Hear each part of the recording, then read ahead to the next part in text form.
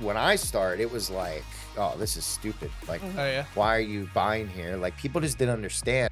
I use leverage, but not in the way everyone thinks. A lot of people think of it as just pulling money out to expand more holdings. It's leveraging equity, but literally to fund the business. I just was figuring it out. You know, I'm like, all right, I'm in the property business now. I thought this is why I'm naive. Like everyone else thinks I'm gonna start collecting all this money and be rich, but that's not what happens. Welcome back to the Investor Unite podcast, where we talk all things real estate, business, and entrepreneurship. If you are looking to ignite your real estate investing, then join us on Investors Unite. And on today's episode, we got a guy that owns a whole bunch of different businesses. Like, I'm excited to get into all of them. He's a real estate investor. He owns an HVAC company. Dealing with the laundromat right now. We'll dive into that. Candy store. Owns a candy store. That's pretty cool. It just doesn't end. It keeps going. Yeah. So you got a pretty unique backstory though. I mean, pretty much everyone's dream, right? So you start off as a 9-to-5 and you eventually save enough to get into real estate. You did that, but on a different level. Yeah. So if you want to get started kind of in your But first and foremost, we got Jarrod Shutter. Oh, yeah, sorry. Yeah, where's the introduction? Come on. I was ready to jump into it. You're good. Thank you, sir. Happy to be here. Thank you. Absolutely. Yeah. No, this is super exciting. So yeah, like just give you a quick overview of my story. I knew I had the bug. Like I call it the entrepreneur bug. Yeah. You know, when I was little, I just always kind of grasped the concept of like taking $1 and trying to turn it into 3. Mm-hmm. Okay. My first operation was a lemonade stand. I think entrepreneurs can relate to that first. I had one. Yeah, see, you know how it goes. How old were you when you did it? Oh man, I was like literally like 8 years old. I was about the same. Yeah. Yeah. It's funny. I was in Lebanon. That's where I grew up, and I had a lemonade stand. And then my cousin started like a competing one, like a couple streets over. Yeah. And then that was my first lesson in like adding diversity. Yeah. I added snow cones and like put him out of business. Oh, Smart. And then he came and worked for my lemonade stand. There you go. Yeah. Nice. So, but yeah, my journey was basically a series of just side businesses, did the lemonade stand. And then I actually had a flea market stand when I was in high school, selling like sports memorabilia on the weekends. Okay. Pretty much anything I could do to I had limited capital. So Yeah. I didn't start off with a ton of resources, but, Is anyone in the family entrepreneurial? that's the interesting part. I come from just the typical, really hardworking family, but definitely not entrepreneur. I mean, Wow. Yeah. my mom's a nurse and my dad's been in warehouses whole life. And just your typical, work just hard, American save. couple. Yeah, exactly. Which let me be clear, there's nothing wrong with that. But it's not for everyone. Yeah. And I just realized, I wanted to always have entrepreneur ideas involved in my life. Yeah. So got me off track here, man. Sorry. No, you're Sorry. good, man. Keep I'm going. thinking my story. So yeah, I Yeah. just did a series of different businesses, side ventures and different things. And then probably what kind of really turned me on to real estate was, I'm going to say I was maybe like 17 or 18. And there was this friend of the family, always had money to do stuff, always had a new car, but Yeah. like he didn't have a job. Like I 100% thought he was a bum. Like Yeah. he never worked, and I didn't realize anything about real estate or like how you can. So one day I asked him, I was like, how do you always afford to live? You don't work. Yeah. He's like, I just buy rental properties. And then my light bulb went off, and I was always like ambitious and hungry. So, I was also a little naive. I was young. So Yeah. all I knew was that I had the work ethic and I understand like how to grow money, but I didn't understand the intricacies of like what it takes to get funding. And, it's ironic because I'm in banking now and we can talk about that then. But at the time I wasn't, obviously. So Yeah. I just knew my parents got their house for 2% down. Wow. Because they lived in it and they just got a regular mortgage. Yeah. Okay. So I did some quick math and I'm like, all right, I can save 2%. At the time I was finding units for like 25 grand, 30 grand. So went into the bank, I had my 2% and they're like, well, that's nowhere near what you need. You need 20% because it's a rental property. How'd And they then do? closing costs. Yeah. Well, because no, I'm saying my parents, it wasn't a rental. I'm saying Right, it like was their my primary family. residence. Yeah. Yeah. So young me didn't make the connection that like there's different loan types. Right. Yeah. I thought I just needed 2%. That's the first lesson. Do your homework. So I realized, all right, I don't have anywhere near 20%. I wasn't going to get it from anywhere unless I came up with it on my own. So I just worked like multiple jobs. So then for the next couple years, I was working anything I could do, selling plasma. I was working nights at like a bouncer at the clubs on 2nd Street. Oh yeah, Like I was doing anything to make money come in. I didn't care. yeah. Is that a good hustle, selling plasma? 100%. Yeah. Right. I was, let me think. Back then, I think I was getting like $40 a trip, and it was only for a couple hours. So, I mean, you just sit there and watch TV, and I mean, it's not the most pleasant experience, but it's No, quick cash. I think it's a lot more than that now. Oh, Just that's what I'm 'cause- saying. This yeah, is like, yeah, now it's probably way more. I think it's like almost 300. I believe it. Wow. Yeah. Yeah, That's you can crazy. And how often can you donate? you can donate up to, I think it's twice a week. That's not bad. That's the thing. Like that, I that's- think that moment right there just highlights like there's so much opportunity out there. Yeah. Like if you want it Just and get you're hungry creative. enough, get Yeah. creative. Right. I just saw a story the other day. Someone went out and bought one of those platforms that rotate to take selfies Oh for yeah. like $1,800. Yeah. Yeah. He puts in downtown square in New York. He's making like $2,000 a day off that thing. No Smart. way. Like, yeah. So, I mean, I think if you just have the work ethic and are willing to put in the work, Yeah. you know, you can pretty much do whatever you try to put your mind to. Yeah. So yeah, I worked the next couple years. I was actually in college studying business management. Bought my first rental when I was in school. I saved up, went in, got just the standard. I didn't know anything about wholesaling, owner finance, none of that. All I Yeah. knew is I know how to go into a bank and ask for money. So I saved up 20%. So I remember like yesterday, I had 10 grand saved up because they wanted like 6 months of loan payments in the bank too. Right. So when I closed and it was all sent out, probably like $500 to my name. It was a scary feeling on Wow. that first rental. Yeah. And then I ended up, working in restaurant management. Okay. Did you end And up graduating from college? no, that's the other thing. So, I ended up leaving early. I had an opportunity to.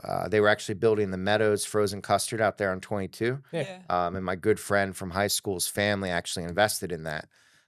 So me and him kind of opened it and ran it, and, Oh, okay. and that was like my first experience in restaurant management, like running a business Yeah. Yeah. full time. So I was in school studying business management anyway. So I was like, all right, I can either stay in school and get a degree and maybe get an opportunity, or just take this opportunity and run with it. So Right. I just started working there, and was there for several years. And after them, went on to become a multi-unit manager of Sonic, Oh. and then gotcha. Olive Garden. So I kept moving up in restaurant management, Yeah. and I just kept buying rentals. Like I was nonstop on buying Are you real a very estate. frugal person?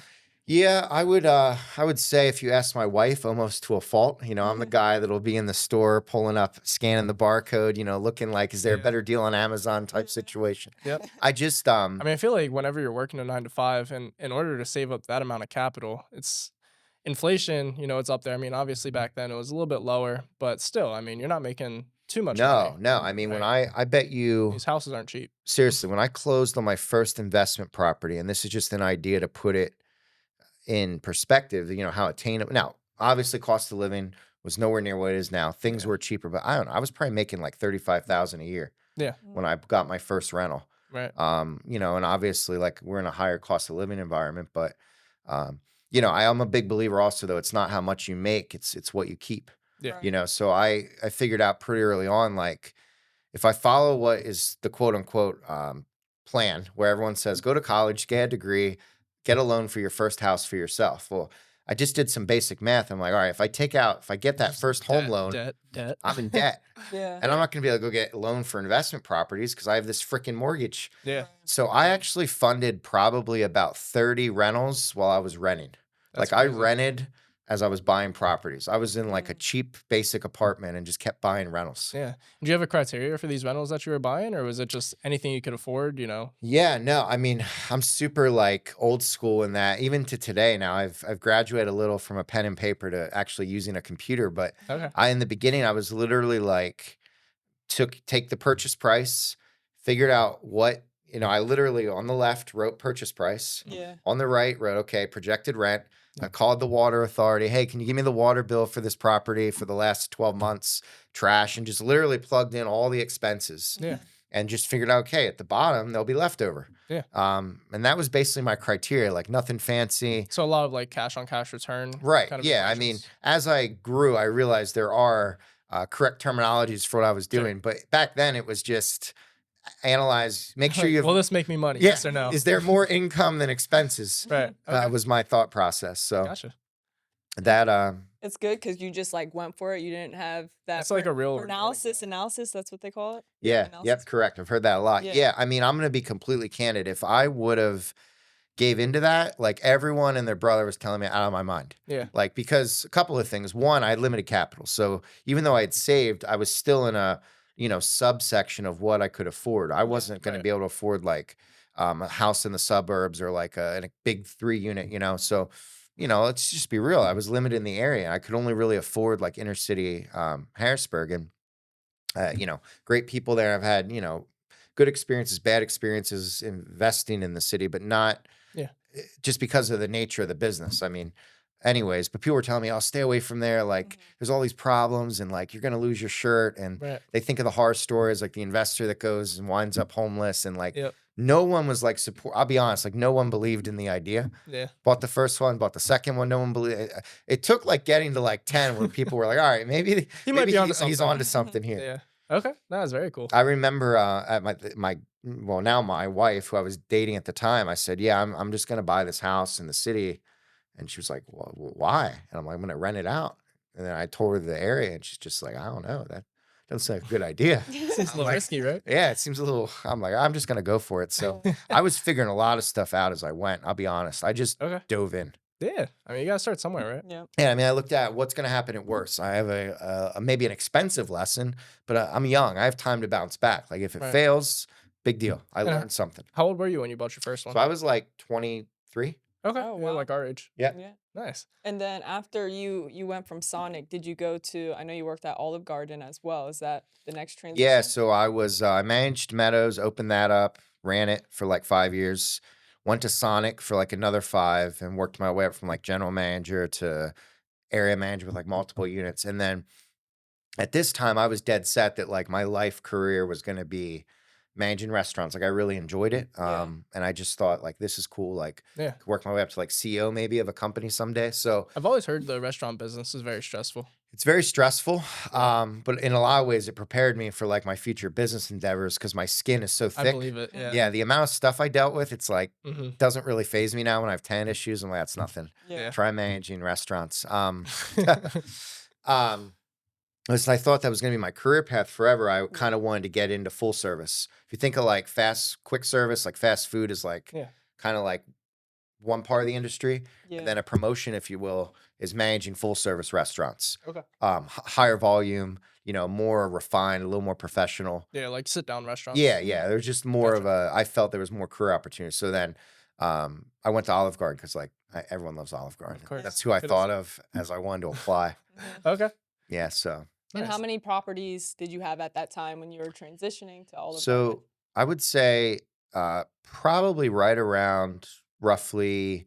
So if we think, so I was probably averaging like, I'm just trying to do some quick mental math. I'm thinking No, back, you're okay. roughly probably around 15 or so. Okay. So Wow. That's a good it's amount. yeah, I mean, it's an interesting kind of side note though, that like, as much as it would be awesome to sit here and take credit for all these units on my own, like the reality is it's not the whole story. I mean, you run out of capital. Like it's just the reality of the, Yeah. I thought in the beginning, okay, I'm just going to buy my first unit, bank the cash flow from that. Cause the key to my growth strategy was working full time.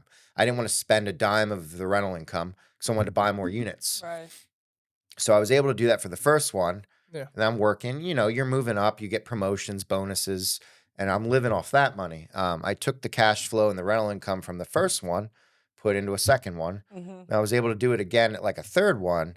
And I'm like, oh man, this bank account's looking kind of lean. Oh yeah. And then now I'm at the point I'm starting to scale. So you're getting repairs, turnovers. I'm like, all right, if I want to get to where I want to be, it's going to take me like 25 years of just saving the rental income. I mean, Right. it's hard. So basically what ended up happening was people in my own circle saw I was doing this. Yeah. And, I had already, after a couple years, built up the connections, a great relationship with a title company, realtors, tradesmen, construction. Like I had the framework and Yeah. I understood the how to analyze the deal. Like I knew I had a turnkey model basically. Right. Right. I had friends though, like my cousin, he had just re-enlisted in the military and had this $40,000 re-enlistment bonus.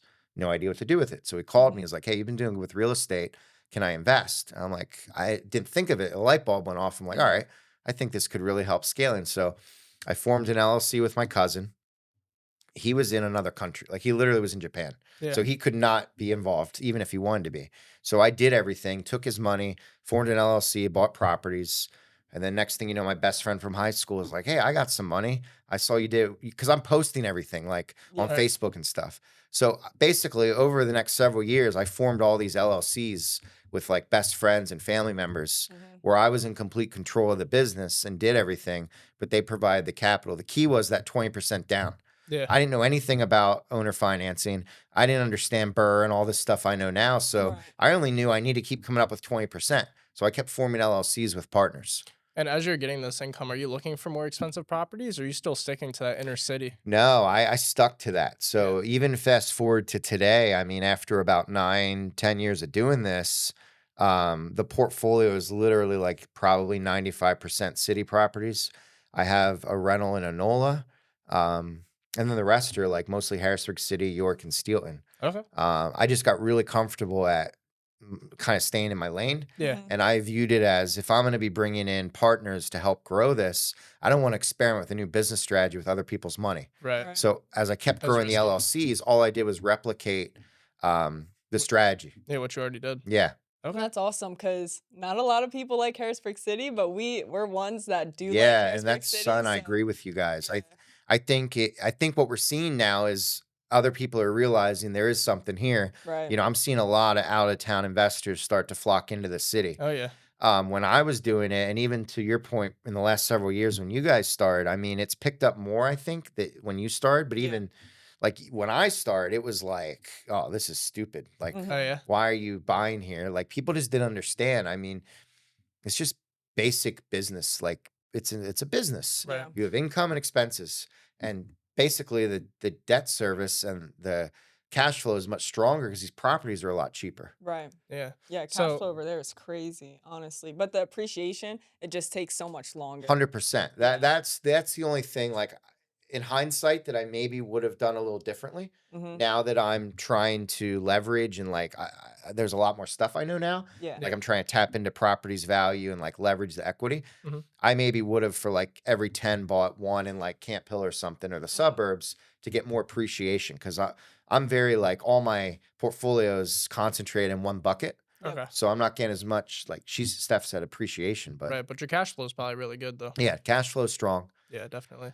Although I definitely had my series of lessons and learned, I mean, things like just maintenance expense and It builds up. turnovers and are so much higher on these properties because of the nature of Just the location. the location and just the age of the homes, quite frankly. I mean, Yeah. Yeah. you could have the greatest tenant in the world, but some of these houses are so old, They're things wear out. I mean, yeah, of course. when I closed on that first one, I kid you not, 2 months after I told you, I had nothing in the bank. And like the roof went after like literally month 2. Yeah. I was freaking out because I had just spent everything to close, and I had the reserve payments in escrow that's locked up. Like that's just for the mortgage payments. Like I can't even touch that. Mhm. Thankfully, my freaking insurance company covered the new roof, Oh, that's which awesome. I'm thinking like it's ironic because now with all these units, I feel like insurance companies don't approve anything. I know.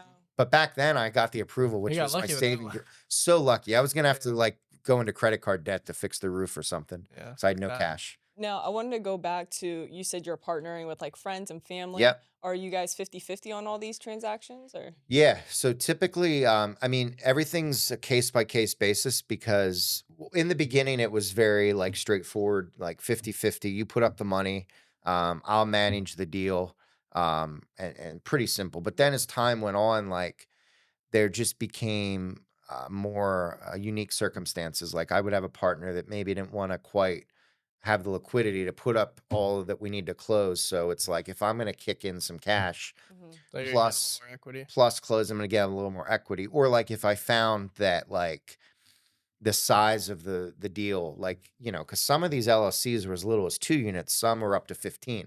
So if I'm going to have a lot more work involved, I would renegotiate the terms a little bit. Yeah. Just depends on the deal. Okay. And then a question that keeps popping in my mind. So you're bringing these 20% down, conventional loan, I'm guessing. Yeah, Right. it was just straight Yeah. Right. And to my knowledge, correct me if I'm wrong, you would know better than I do, but you're only allowed to have 10 conventional loans at a time, right? Yeah, so I'm sorry. Let me backtrack a second. When I interchanged words there. When I was saying Okay. conventional, I was just saying like your stereotypical thought process of saving Right. 20%, but the actual funding was business loans.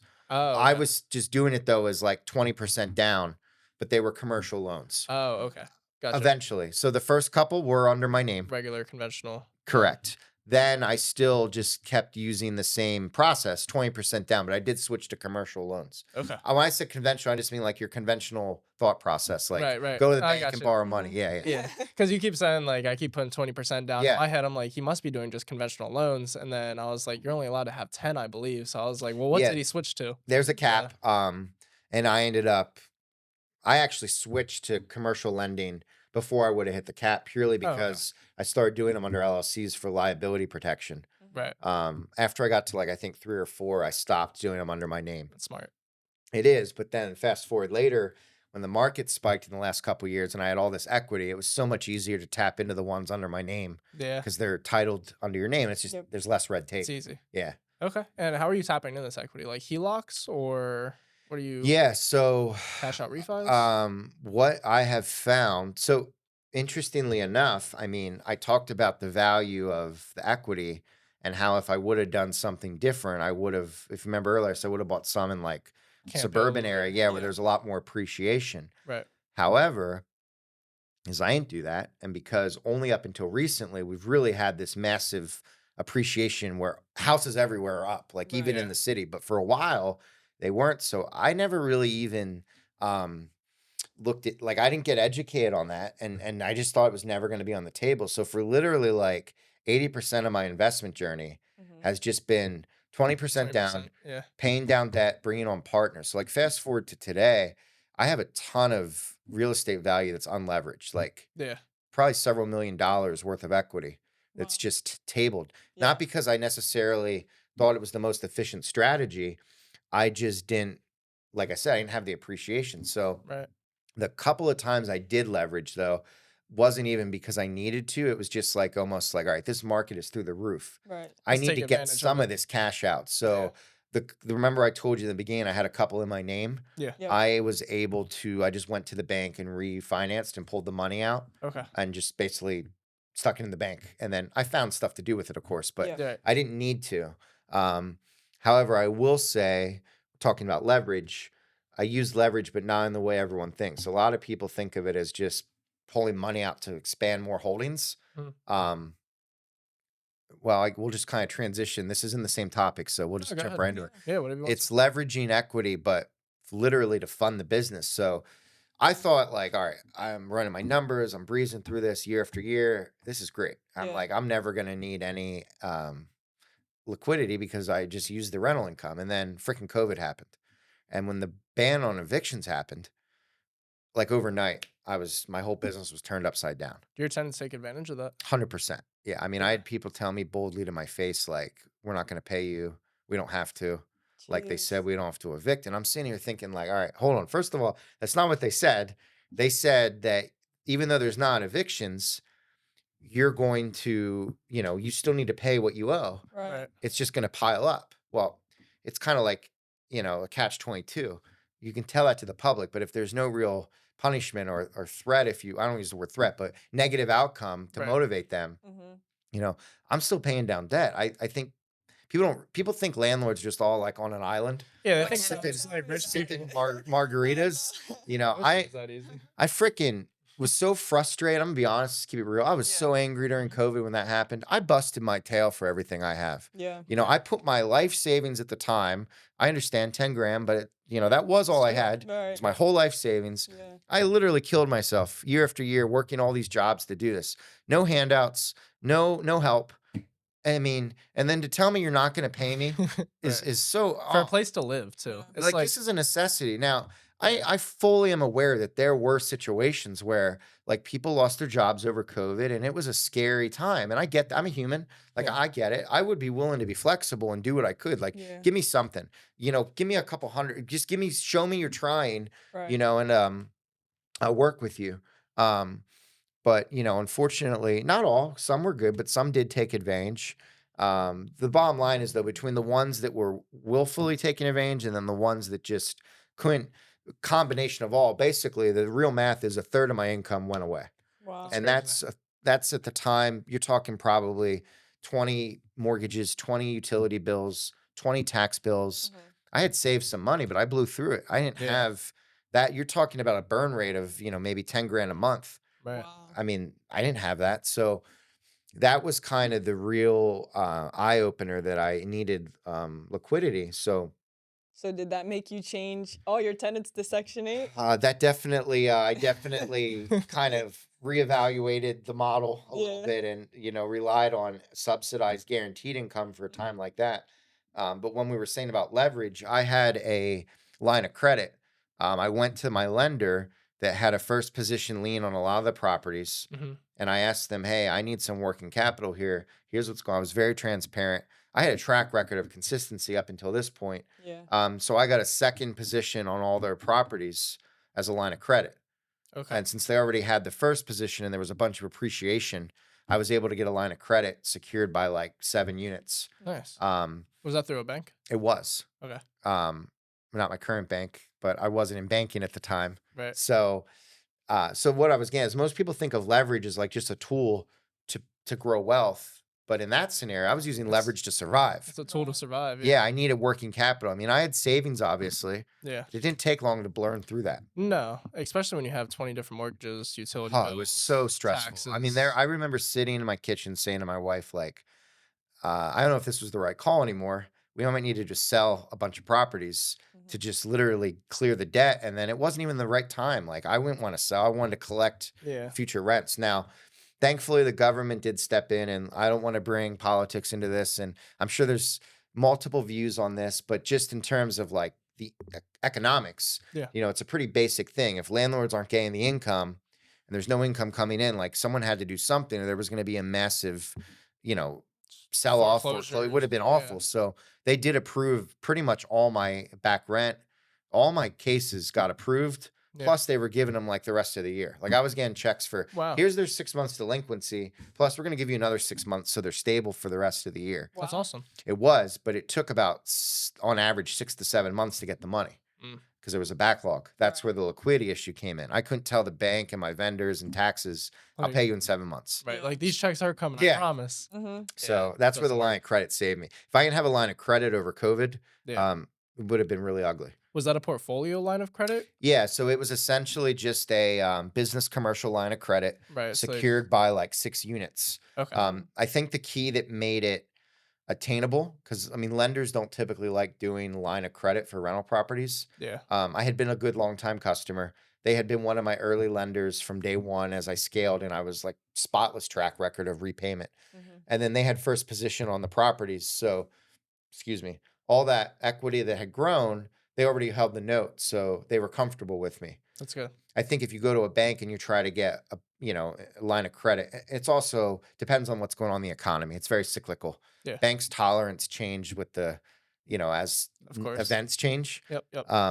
But since they had the rentals already, it was kind of an easy deal. Yeah, and you already had built that relationship. with Exactly. them. Relationships are everything. Yeah. They are. And are you naturally a very extroverted person?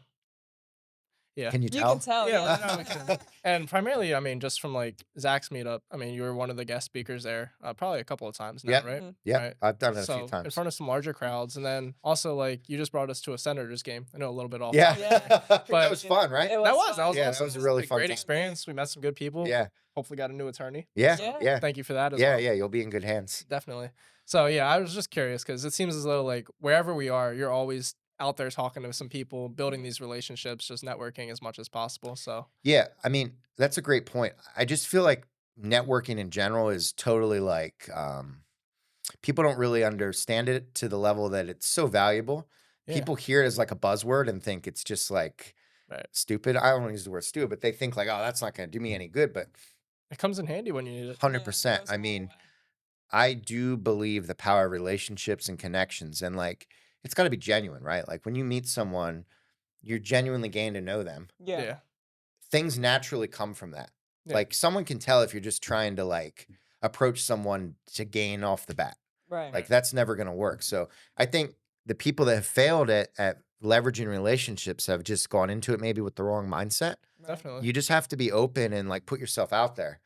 And naturally, organically, like literally us sitting here came from, we talked at a Just meetup. at the meetups. Yeah, Yeah, that's we about it. literally connected at the meetup. Yep. Yep. And like I also just like I'm a big believer in like my network has gotten me into rooms that like no diploma, no amount of anything else could have happened. Like it's just relationships. Yeah. That's awesome. That's a great piece of advice. Yeah. For sure. Yeah, I mean, one of my favorite quotes is your net worth is your network. Yeah. Yeah. That's so true. Yeah. And I want to kind of go back a little bit into real estate and talk about your acquisition. So, like, how are you acquiring these properties? Is it off the MLS, cold Yeah, callers? so I think, just like things change as the world changes and strategies, you have to keep evolving Mhm. and kind of adapting. I was super fortunate in my own journey that when I started buying, a couple of key things were in my favor. Well, first of all, real estate was a lot cheaper. Yeah. We all know that. Yep. The area wasn't as sought after. So the supply, I mean, I kid you not, when I was growing, right, I could literally like go out and just say on a Friday, like, I'm gonna look for deals. And there would be like 15 deals that cash flow like amazingly well Mhm. because there was an abundance of inventory. But what really helped me was I partnered with a property manager who had a ton of clients in the city Mhm. Yeah. and they were retiring and moving out of the city and like wanted out of that business. Yeah. And literally, like, I kid you not, like every time they were ready to liquidate, he would call me and it wouldn't hit the MLS. I would be like his first call. There you go. And it's just like some of these owned like identical strategy to me. So they had multiple units. So there was many times I was buying like 5 at a time Yeah. in one deal. So you're taking Yeah. somebody's entire portfolio and just Exactly. adding it to yours. Yeah, and I think the single biggest transaction I did was like 11 units at one closing. That's And a it lot. was literally like house, house, house, house, house, like a side street and a street, like Yeah. all in a row. Wow. Okay. So yeah, it wasn't anything like it wasn't some crazy like formula and like an infomercial phone number. Right. It was literally like we said, relationships. Yeah. Yeah. It was partnering with that property manager who was able to get me those units and then I was able to scale from that. Okay. Um So from there, I mean, you have all these rental properties now, and did you quit Olive Garden I after did. how many properties into So it's interesting though. So everyone, I get this all the time because I even get this question today. So it was a coincidence, like the number of properties had nothing to do with my decision making, just so we're clear. But I'll Okay. tell you the number. It was probably around like 50-ish, Yeah. give or Okay. take. Wow. The change though was I had my son. We had a kid, Yeah. and then it was just like the restaurant life is not conducive to a new baby at home. Yeah. He's a cute kid too. Oh, Yeah. thank you. I appreciate that. Yeah. He's awesome. So like all the rentals, working, managing restaurants, new baby at home. Restaurant life is like, you might go be there till midnight and come back at 8 a.m. Then it just depends. Like you're doing Jeez. whatever because there's no consistency. It's not sustainable. It's like Yeah. trucks are coming in. I can clearly remember several times dishwasher would break down. And like as a manager, like you're not leaving until the job's done. So Yeah. people are scrubbing. I'm back there with my apron helping till like 4 a.m. because we have this pile up and there's no machine. So stuff Jeez. like that would happen. And it's all good. But when you have a baby throw in the mix, the restaurant life is just not conducive. Right. That was my experience. So I kind of was thinking what's next. And I'm like, I have the communication and the people skills, which is like really key for managing restaurants because you're dealing with not only all the customers' issues, but so many personalities of staff Right. Yeah. and their issues. And like you have to be able to navigate that. And if you're not a people person, do not try to manage a restaurant because it's like one big game of like spinning plates. Like you're trying to keep everyone happy Yeah. to drive the guest experience. It's like, what can I do? Like I have a business sense. I know how to talk to people.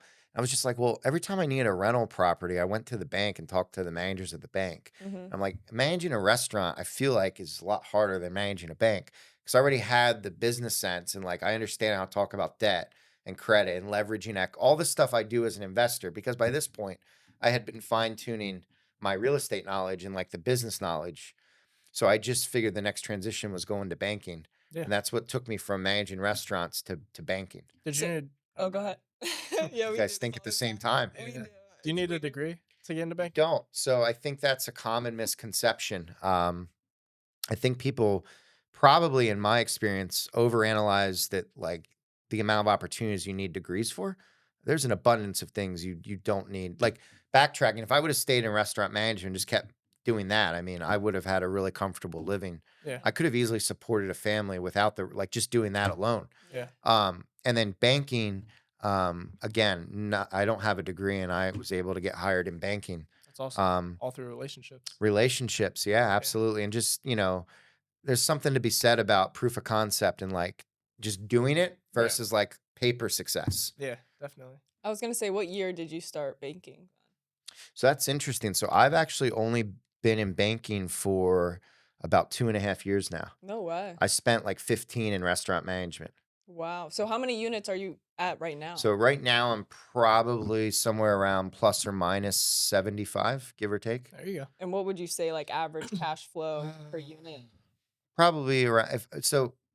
I'll be completely honest, because there's honesty and then there's what people like to put on paper. Right. So everyone, when they get this question, like the common thing is they take their mortgage debt and then they back out property taxes, EBITDA, basically earnings before interest, depreciation, and amortization. But the thing is, that's not reality. Like Yeah, it's not pure you cash got to flow. be Yeah. real, right? Yeah. And I would be doing everyone a disservice if I sat here and said like 600 a door.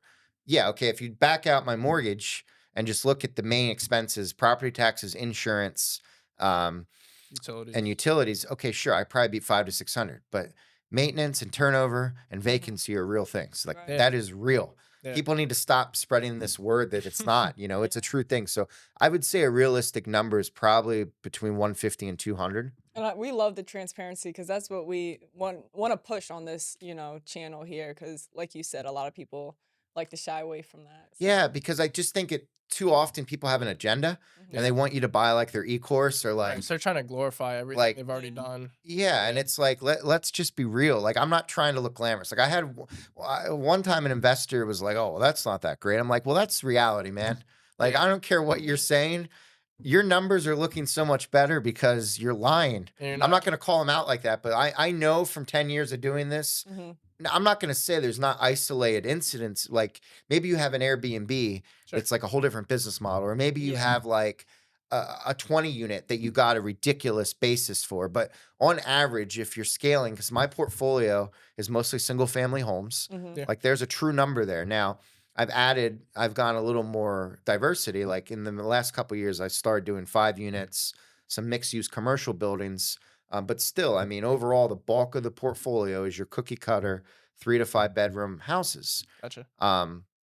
So as you can tell, I'm passionate about this. Yeah. So I hate the lack of awareness and transparency. And I also hate that people spread this like misconception that like just buy some rental properties and you'll be rich. Like it's not true. No. You not put Not in the at all. work and like scale. And look, I have 75 units, give or take, and I still work full time. Yeah. And my wife works. Now, some of that's by choice, but well, it is by choice, but let's be real. So there's other businesses too. But what I'm getting at is, I'm trying to pay down the debt. Right. Like people don't understand that like you have loans and like, Yeah.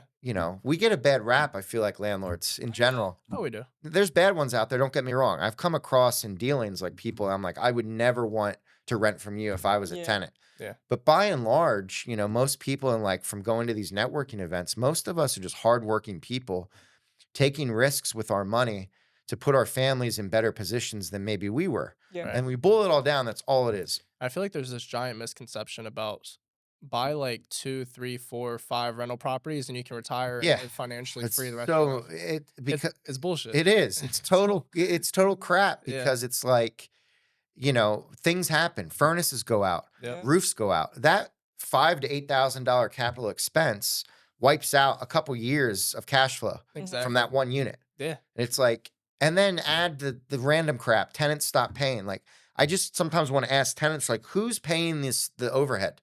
Like, you're not paying anymore. How am I supposed to pay the bank? Yeah. Like, I just think they think like we print money, like, Or they just don't care. or they don't Like, care. That's your Yeah. problem, not mine. And like, I am probably the most least judgmental, down to earth person ever. I mean, not ever, but ever is a big word. Realistically, But though. realistically though, I gravitate towards like-minded people. Yep. I just get so freaking frustrated, like the entitlement that sometimes I come across. Like Yeah. people think they're owed. Like, don't be mad at me Mhm. because I took chances and worked my tail off for years to put me in a position to do this. Yeah. Like while you were doing whatever, I was literally working 3 jobs, like just straight grinding, like obsessively making money to invest. Yeah. And then after I put in all that hard work, I took the chance and it might not have worked. Thankfully it worked. Mhm. But Yeah. if it didn't work, you weren't going to come in and bail me out. No. Like there's times I've never been this direct, but there's been times I just almost was like, well, then if you don't like it, go buy a house. Mhm. Like, Yeah. don't be mad at me, you know? Like being able to give you my investment property to live in is a privilege. It's like don't take advantage, don't take it for granted. You know, don't treat it like absolute shit. Because I mean, you do. Right. Everyone who owns rental properties, they all worked hard. Well, majority, unless it's Right. passed down to you or 100%. something. Yeah. But yeah, I mean, everyone works hard. You gain up that capital through any form of active income, whether it's W-2, 1099. Uh, it could be wholesaling, Oh, fixing, yeah. flipping, anything like that. But still, Absolutely. I mean, it takes work no matter what. Takes work. And like, I mean, I That's- drive an old vehicle. Like, I can't Yeah. tell you the amount of times and way nicer cars than I have, which is fine. I'm not judging. Mhm. But like, I can quickly point out some ways someone in general, I'm not saying specifically tenants, but anyone could better themselves financially if they were willing to take the sacrifices and give up some stuff. Yeah. But if you want to have the nice new car, let me be clear, there's nothing wrong with enjoying life. I'm just saying if you're frustrated with where you're at Have your financially, priorities straight. maybe you need to give up some stuff. I mean, Yeah. over COVID, when rents weren't coming in, I was seeing brand new plasma TV boxes in the trash out front of these properties not paying, new cars. I mean, literally one tenant, we had mutual friends online, so I can see their pictures. They took a trip to Disney World Yeah. and like, I know they're not paying me. I was so angry at that. Like Of course. the audacity to think like you're owed something Yeah. just because I'm a landlord and you're a tenant, like that needs to change. Oh, Now- we're dealing with that right now. We renovated a whole house, whole 4 unit, and it looks probably one of our nicest unit out of all our properties. Tenant got in and they're like, "Oh, this isn't even nice enough. We need this done." These and are- already These broke are some immigrant things. tenants. They already broke some things, and our contractor's getting annoyed. Yeah. But yeah, It's just like, and let me be clear, like there's two sides to every story. I'm not naive at all. Like I get it. Like I've also encountered tenants that are amazing, and like I've known Yeah, from like their you said, like you had that one for 9 years. exactly, Mhm. and I Yeah. could just tell from how they treated me and my property. They're being honest when they said they had a scumbag tenant before, and I know they're out there. Like I want to be super clear. If I'm Yeah. gonna expect you to respect me, it's a two-way street. Yeah. Like I expect, you know, if you have a work order in, I do everything in my power to follow up on it, whether, you know, with the management company and like make sure it's addressed. If you've been paying like clockwork and a life event happens, cool. We'll figure it out. Like I'm not trying to screw anyone. Yeah. I just want some basic like common Communication. respect. Like Yeah. things are gonna go wrong. They're older houses. You know, things are gonna happen. Yeah. I can't control that. I can only control how I respond. Right. Mhm. You know, but I can tell you from experience, anytime I've ever had like a case that got to eviction and it was for non-payment, Mhm. that had been, well, there was time given because I work with people. Yeah. Went to court. I have a stack of invoices from all the work I did. Yeah. It's like because the number one defense I've always heard is I don't fix anything. There people love to throw out that what do they say? They're Slumlord. slumlord. Mhm. That's like the number one word to use when you're not paying your rent. But it's like if I'm not fixing anything, how is there literally like $20,000 in invoices paid with the Yeah. with the checks out of my account for the last couple years? I can assure you, I'm not just giving out that money because I like giving out money. Yeah. Like I'm fixing stuff. I don't know Yeah. what like anyone can say their idea of like perfection. Of course. Like there's never going to be perfection, you know? no. If you want that, you know, then you're going to pay $3,000 a month for a new build in Camp Hill. Yeah. And it's not going to be a 1900s house, you know? I'm just being real. It's true. And now that we're on this topic, what's like your worst ever rental experience? Not including the non-payment. Oh man. I think you told me like your properties got shot at before. or Ah, something like I've that. dealt with a lot. You know, being realistic, like the area we invest in, like I predominantly invested, it's just subject to things, you Do you know? buy a lot on the hill? I do. Yeah. I'm all over the hill, man. All thought so. over. I am all over. I mean, Yeah. if you're, I mean, for sake of confidentiality, I won't start naming streets, but Right. I can tell you I'm there. Okay. I think that you have to just be realistic that like there's things that go on that are outside of your control. Yeah. And like in my experience of doing this for the last 10 years, by and large, honestly, I can honestly look you and say, like, most of my tenants have been good people. Yeah. And like, there's been some financial issues and money issues, but like, I screen. So like, I'm not sticking someone in my property that's causing problems. Problems are happening around it, but the byproduct is it affects you. But Yeah. my single worst story, hands down, was like my second deal. It was super green, had really no idea what I was doing. Um, and I just was figuring it out. You know, I'm like, all right, I'm in the property business now. I thought this is when I'm naive, like everyone else thinks I'm gonna start collecting all this money and be rich, but that's not what happened. So it was like literally the second month, the rent stopped coming in, like completely, no contact, like Yeah. nothing. And they'd only paid like a month. So I show up and I had told them I need to schedule like a walkthrough or something so I could get access. So I show up and like, I'm not exaggerating. There's like a dozen people in the house that I did not, clearly they don't live here. I didn't move them in. Yeah. And there are like padlocks on every door. So what the person had did was, it was a 5-bedroom house. They had stopped paying me, and then they were charging like $200 a week per room and keeping all the money. So as terrible as it is to move people into my house and start charging by the room, You're not even I'm not even getting paid. Yeah. Right. Let's work out a joint venture or something. Like, you want to do that? Let's talk. Maybe I'll cut you. I don't know, but don't just do it. Like, I'm going to find out, obviously. Right. So I was just shocked. Like, I couldn't believe this is happening. Like, and I had to deal with it. So I filed at court, and, you know, very easy eviction to win when I took pictures of padlocks on my doors, and I have all these people, and the water bill went from like 100 a month to 400. And like, Jeez. that was an L. But again, Do you pay water? so that was actually the experience that taught me I Stop need to telling change my process. So unfortunately, I mean, in my opinion, and again, who am I to say, but I think they should make it the water's deeded or in the person's name, just like they do with They electric. keep it in the owner's name. They do. And Yeah. I mean, strictly from a business sense, I understand why, because the water company is basically saying, well, now we don't have to worry if the tenant doesn't pay, because we're just going to deed the property owner and make them pay. Right. And it's essentially almost 100% chance of collection, because if you let it go, you can't sell the asset because you have to clear it at title. Right. Excuse me, there were some deals I did where I picked up properties and like the payoff was like $8, $9, $10,000 in water bills. Wow. So they just let them go forever. But Yeah. after that experience, and when I realized I couldn't put the water bill in the tenant's name, all I started doing was whatever I think the usage should be for that size unit, increasing the rent accordingly, plus adding a little bit of a buffer. And then I put in the lease, your water and sewer is included up to X amount. Anything over that, I'm going to bill you. My thought process was, at least I'm getting a good chunk of that bill every month. Mhm. Yeah. And then it's a lot better position than, because I did the bill copy where you'd say it gets a copy. That thing's useless. You might as well throw the bill copy in the trash. They don't pay it. Yeah. Not everyone, but a lot of people don't. So it's easier to just build it into the rent.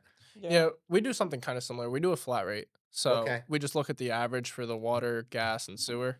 Mhm. And we say, all right, this is typically what it tends to be. You know, here's your rent, and then also here's your water, gas, sewer. So pay both. Okay. Which I'm going to play devil's advocate, though. I like playing Go ahead. devil's Go advocate ahead. sometimes. Yeah. What's going to happen when you have a tenant that just starts leaving all the faucets on and overusing water, and your bill went up to 500, but the lease says it's included? well, then that's something that's gonna bite us in the Yeah, ass. I say that, though, from experience, because I Yeah. went through that same thing. Look, networking and doing things like this are all about learning from each other. Definitely. What would you I'm recommend? not telling you how to run your business, Yeah, but from no. my own pain and suffering, Yeah. I would suggest, like I said, let's take a unit. Let's say you think the Oh, average. so you're saying If you think Right, the okay. average should be 150 a month, Yeah. add 25.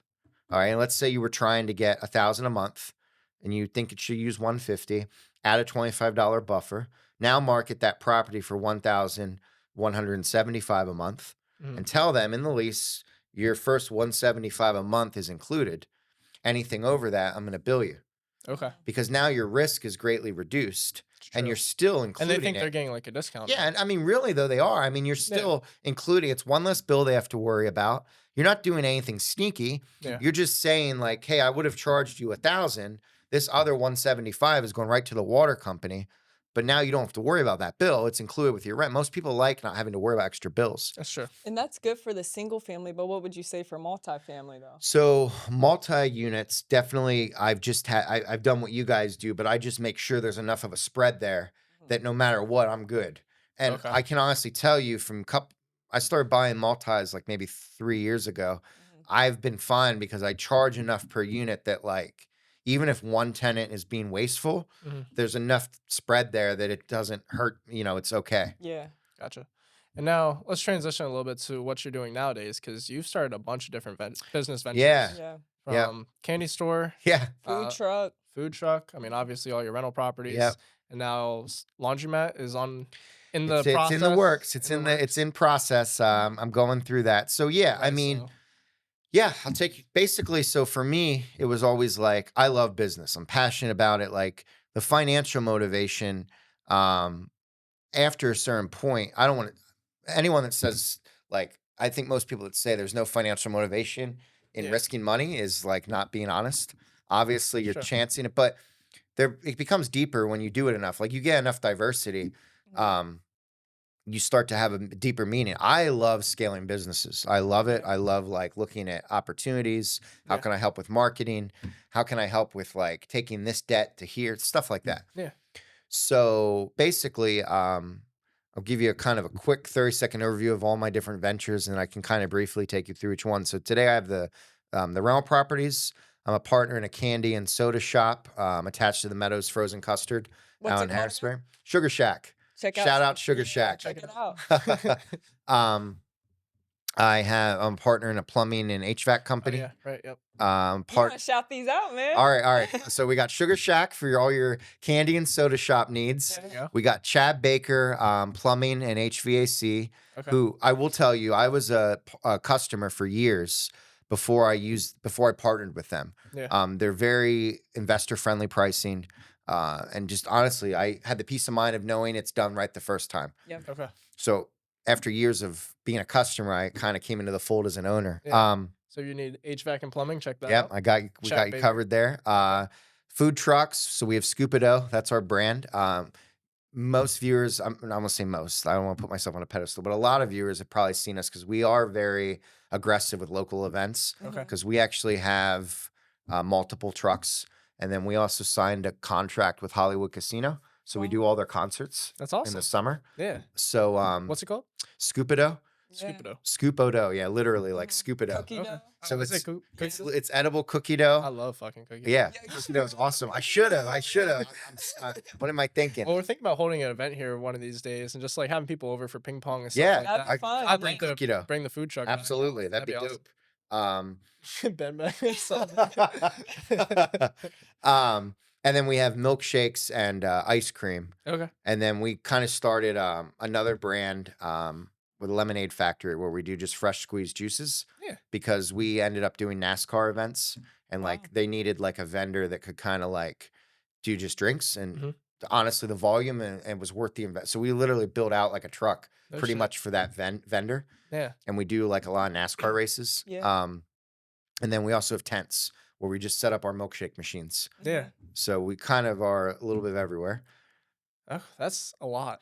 I'm just trying Yeah. to think Are of we like all the missing different. anything? Well, no, I'm just trying to think of like how you manage all these So, different components. That was where I was going. So obviously, like I'm not Superman. It sounds like I am. I'm really good about not sleeping and just working a lot. No, but I look for businesses where I can add value, but obviously I can't be there day to day. Like I have a full-time job and I have the rentals and like I have my own obligations, but I also want it to be value add. Like I don't want to come into a business if I'm not going to add value. So Right. I'm definitely really skilled at like marketing and looking at opportunities to save money, going through the investment journey, bootstrapping it literally, because I started with like, not a lot of capital. The key to that was cost cutting and maximizing cash flow as much as possible. Yeah. That's a skill that I feel like a lot of people don't have. Like people think business is just about growing top line. That's great. Like you want sales. Yeah. But I'd rather have a business grossing 200K a year and netting 75 than $1 million a year business netting 10 grand. Right. It's all about how much you keep.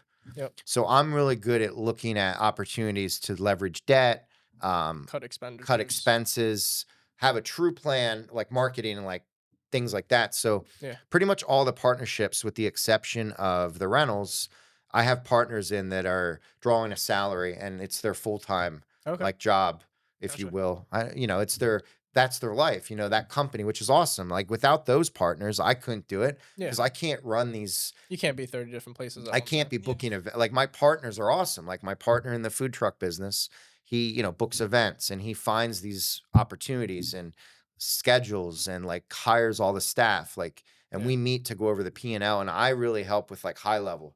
Right. And I do the same thing with the other businesses. I meet, I text, but I'm, pretty much after work every day at the office, I drive around to like a different business and meet.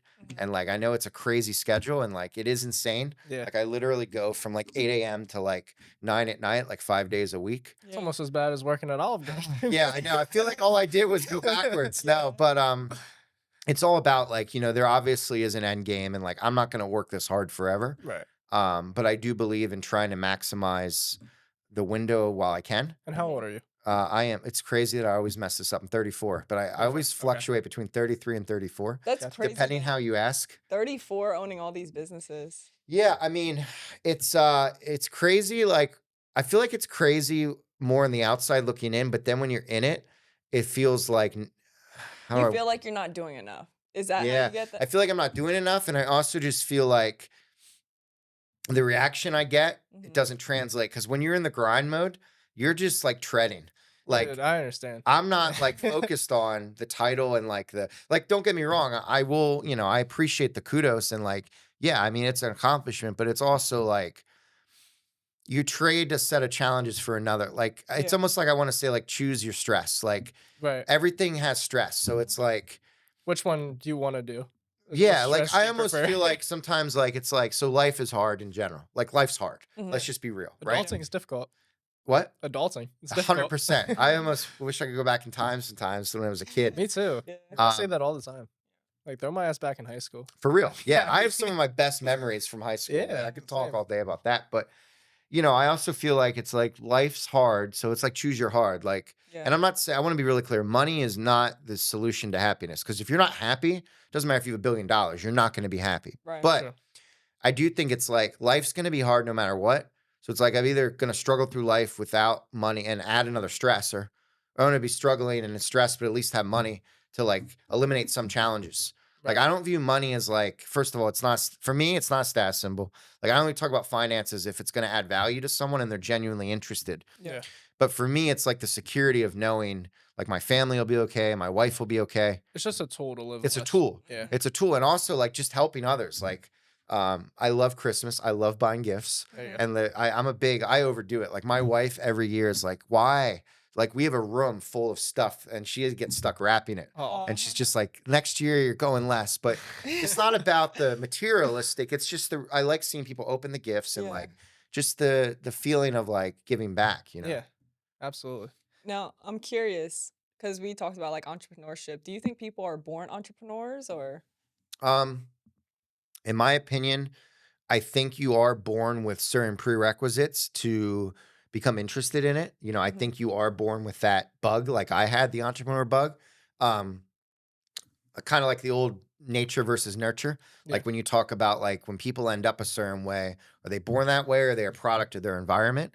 I think you're born with the bug, but you have to foster it. Mhm. Like you have to make a decision to keep exploring it.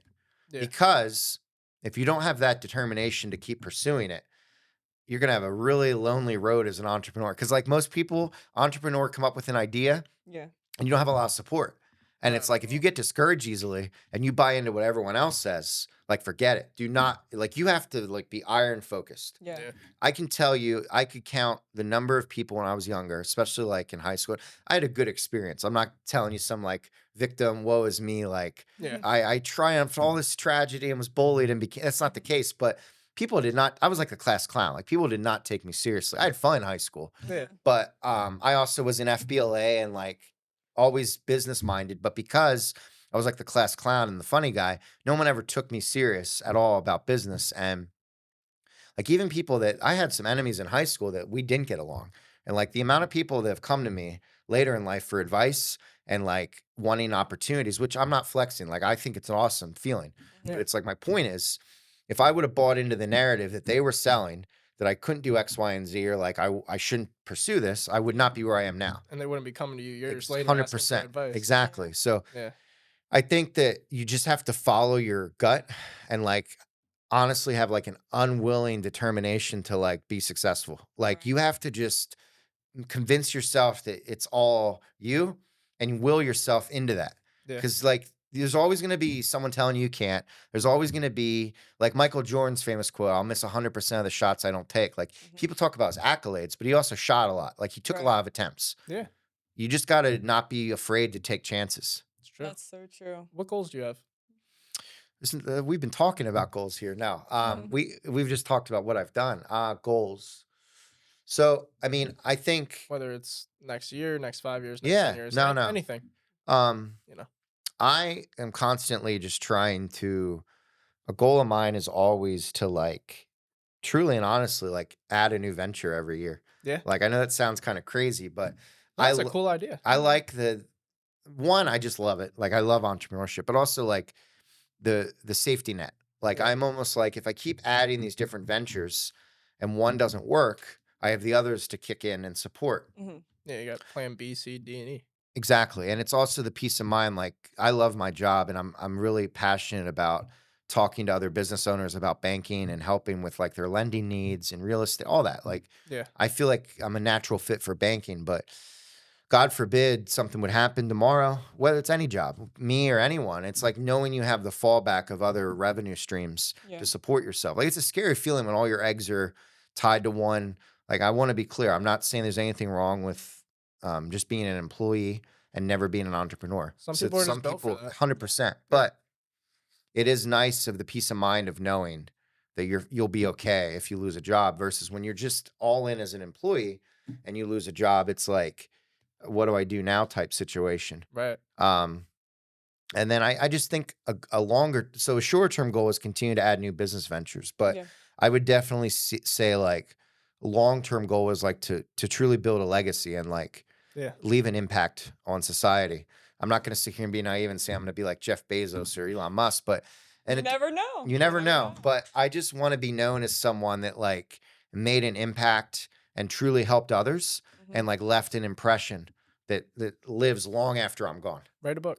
I'm thinking about it. Yeah. I think you Seriously. should. You'd probably be good. Yeah, I could talk about my journey. Yeah, Most definitely. And can you also just do a Topgolf franchise? Top golf. I could see you doing that. Yeah. In Ooh. Harrisburg though, like Central PA. So it's funny you say that. I'll be a partner. I listen. You know what's funny? So I can't believe you said that because do you know Callaway, the golf brand? So I'm always kind of been like a novice stock investor. Mhm. I'm by no means a professional, but I like to try and follow companies. Dabble in. Yeah. And so I always knew Callaway as like a premier brand of apparel. Right. Then I heard that they took a ownership stake in Topgolf. I'm going back a couple years. So Okay. Callaway is like the parent, is a large owner of Topgolf. Okay. So I bought into their stock and basically I know I started off with this awesome success story. Stay away. All right. It is not working. So it's funny you say that though. All jokes aside, you would think that, I mean, because we see like the visceral like experience and like Yeah. how cool it is. I actually kind of did like a little bit of a deep dive into the business and they're actually struggling. Really? Like they're burning through Top cash. golfers. Yeah, they're burning, like they're losing a lot of money. No way. Wow. It's because there's a ton of overhead that goes into each location. The Yeah. build out is super expensive. And from what I understand from me looking into it, they're really struggling building up reoccurring, like for that model to be effective, you have to Yeah. go to it like consistently, like It should be a like gym. almost a subscription. Yeah. Yeah. business. And the problem is it's like people go for like a bachelor party, a special occasion, and then they need- don't go again for another year. Right. Yeah. And that is such a massive enterprise. Like you think about Topgolf, millions upon millions of dollars to Yeah. recapture that investment. You need a lot of reoccurring revenue and they're just not capturing it. Wow. That's interesting to think about. I think they're awesome. Like Yeah. separate the economics. I think Topgolf's Yeah, an no, it's a amazing. very cool place to go to. Yeah. It's funny you say that though, because I do think there is a pent up demand for that. Like even like I've heard of like the indoor ranges and Oh, like yeah. the simulators. Mm-hmm. Dude, I haven't been to the one. I go to a in driving Pittsburgh. range almost every single day. Really? Yeah, I love it. That's like my new obsession right Is now. it So one of those VR ones or no, I like go to okay? Bumblebee only. Okay. So, Yep. so I'm familiar. yeah, I live like right down the road, so it's super easy for me. Just like finish up at the office here. I'll go there for 30 minutes, get a jumbo bucket of balls, and just drive away or whatever I'm using. You know, Yeah, wedges. I like to say I'm a golfer, and by that I mean I go to a driving range like once every 3 years. Yeah. I'm not a good golfer, 3 but I years. feel like a businessman is, I'm a businessman and a banker, so Yeah. I'm supposed to be a golfer. Yeah. So like I do have a bunch of golf apparel in my house, like the shoes, the gloves. I look the part, You do. but I am not good. I can't say I'm good either. Yeah. I just like to go. It's fun. Yeah, it is fun though. Yeah, definitely. But awesome. Well, we truly appreciate you Wait, coming sorry, on the podcast. I have Yeah. one more question before we wrap it up. Yeah. Something else that just struck my mind. But for the partnerships of the businesses, the way that you got into those, was it just strictly through capital? You just Like- bought equity? Yeah, so like not such the as real like estate, but no, not the real estate, but like candy shop, HVAC, and food trucks. so I can honestly say that they're predominant. Like, there's not one answer for all of them, but I will say for most of them, it was more expertise and knowledge Okay. in lieu of capital, Okay. or less capital relative to the business value. Yeah.